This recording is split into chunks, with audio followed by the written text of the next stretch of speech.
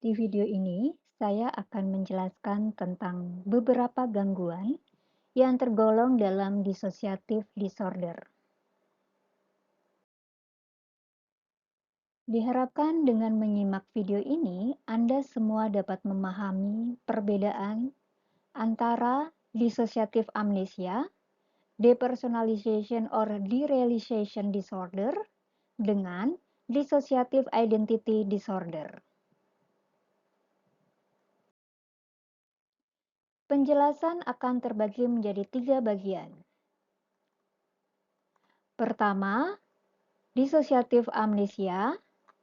Kedua, depersonalization or derealization disorder.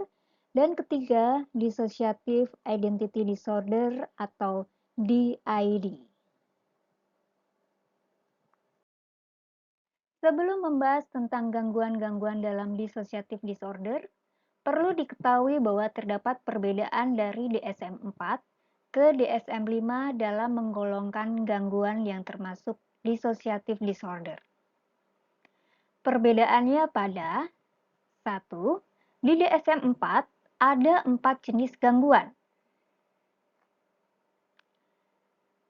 Sedangkan DSM-5 hanya ada 3. 2. Dissociative disorder dan dissociative fugu terpisah di DSM-4 menjadi digabung di DSM-5.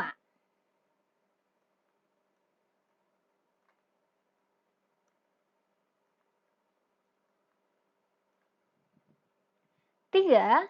Di DSM-4 hanya disebutkan sebagai depersonalization, tetapi di DSM-5 menjadi depersonalization or derealization.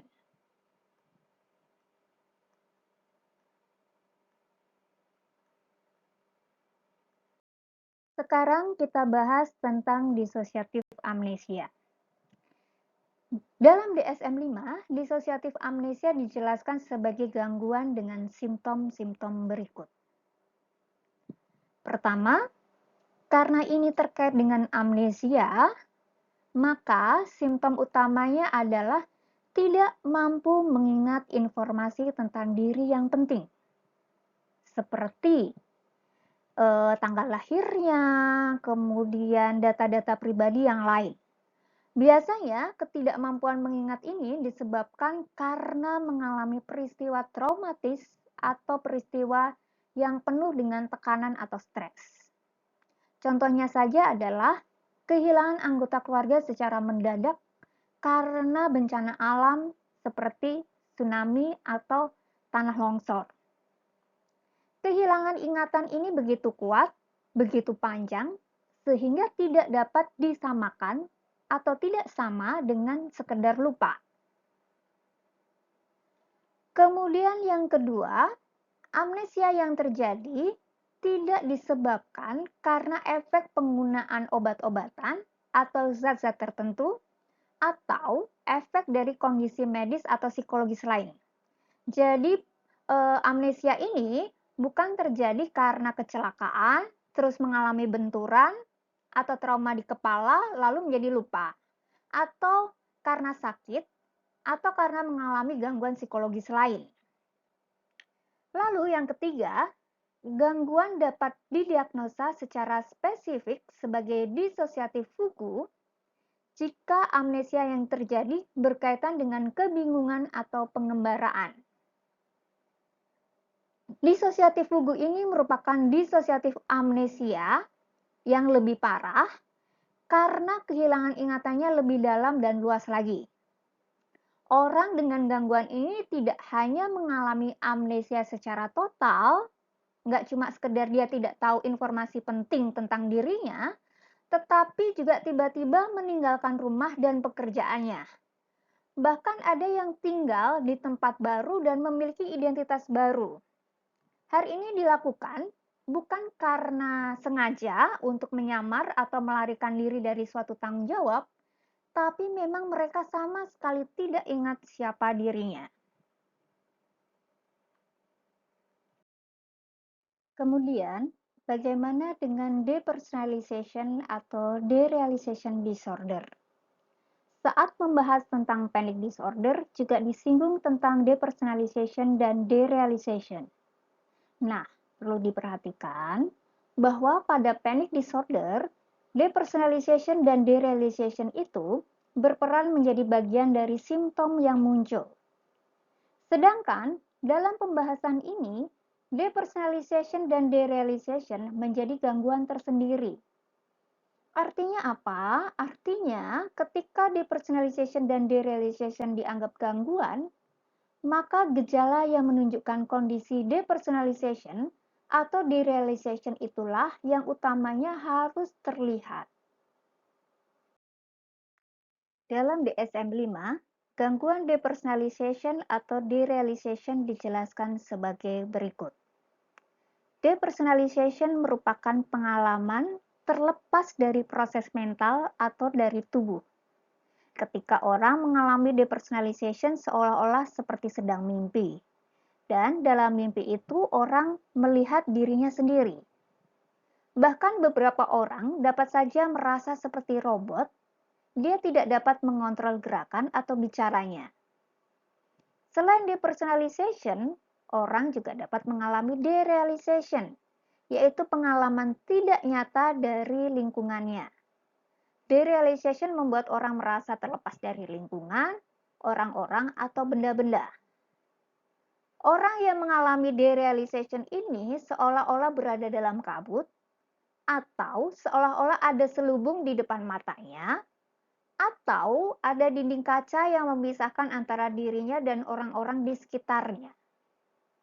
Lingkungan di sekitarnya akan dipersepsikan seperti buatan, tidak berwarna, atau tidak bernyawa. Depersonalization dan derealization ini akan dianggap sebagai gangguan kalau simptom ini terjadi secara terus-menerus dan berulang.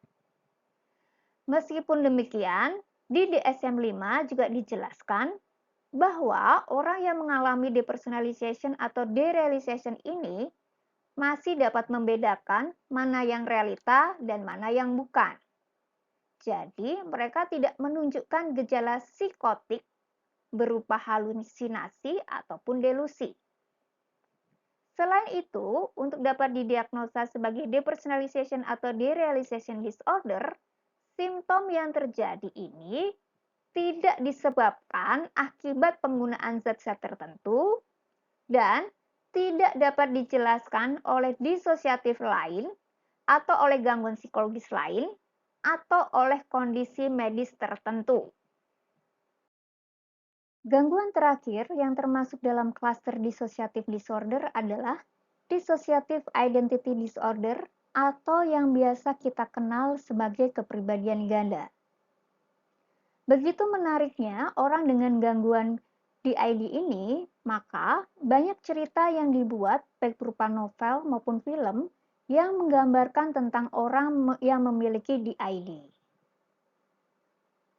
Berdasarkan DSM-5, simptom utama dari DID adalah gangguan identitas yang ditandai oleh dua atau lebih kondisi kepribadian yang berbeda. Yang dapat digambarkan kalau dalam budaya tertentu itu dianggap sebagai kerasukan. Untuk dapat didiagnosa DID, orang harus punya paling tidak dua kepribadian yang berbeda. Kepribadian yang berbeda-beda itu disebut alter. Jadi kalau ada dua kepribadian berbeda yang muncul, maka orang itu disebut memiliki dua alter. Biasanya alter utamanya itu secara total tidak menyadari keberadaan alter yang lain.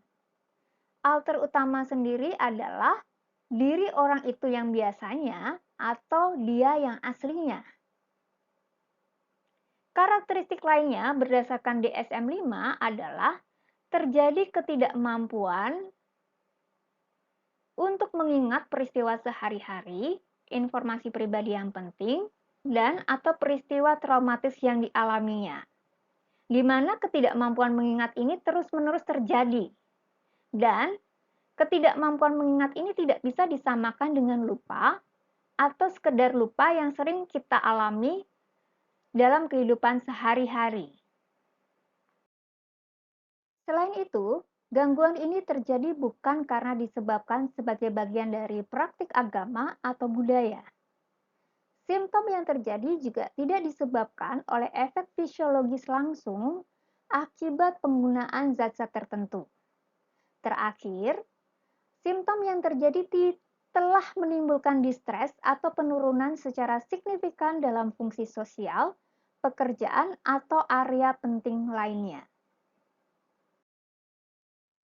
Setelah mendengar penjelasan tentang ketiga gangguan yang termasuk dalam dissociative disorder tadi, menurut Anda, apakah perbedaan utama antara dissociative amnesia, depersonalization derealization disorder, dengan dissociative identity disorder? Untuk memahami tentang dissociative disorder, maka Anda dapat membaca lebih lanjut di buku Abnormal Psychology yang tercantum di sini.